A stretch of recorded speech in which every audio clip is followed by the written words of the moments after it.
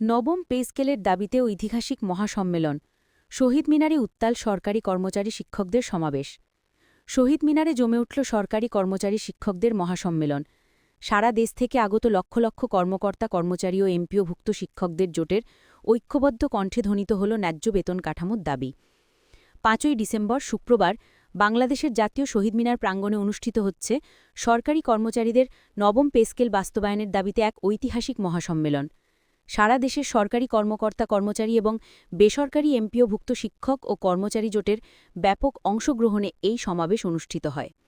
সরকারি সকল স্তরের কর্মকর্তা কর্মচারীবৃন্দ, বেসরকারি এমপিওভুক্ত শিক্ষক ও কর্মচারী জোটের নেতৃবৃন্দ, জোটের অন্যতম নেতা দেলোয়ার হোসেন আজিজি সহ দেশব্যাপী সংগঠনের নেতাকর্মীগণ, বিভিন্ন অঞ্চল থেকে আসা প্রতিনিধি দল, নবম পে স্কেলের দ্রুত বাস্তবায়ন, সকল শ্রেণী পেশার সরকারি কর্মচারীদের জন্য ন্যায্য বেতন কাঠামো, এমপিওভুক্ত শিক্ষক ও কর্মচারীদের যথাযথ মর্যাদা ও সুযোগ সুবিধা নিশ্চিতকরণ, বেসামরিক কর্মচারীদের আর্থিক ও পেশাগত নিরাপত্তা নিশ্চিতকরণ।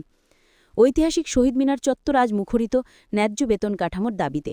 সরকারি কর্মচারীদের দীর্ঘদিনের দাবি নবম পে স্কেল বাস্তবায়নের জন্য এই মহাসম্মেলনে মিলিত হয়েছেন দেশের সকল প্রান্ত থেকে আসা হাজারো কর্মকর্তা কর্মচারী ও এমপিওভুক্তি শিক্ষকবৃন্দ।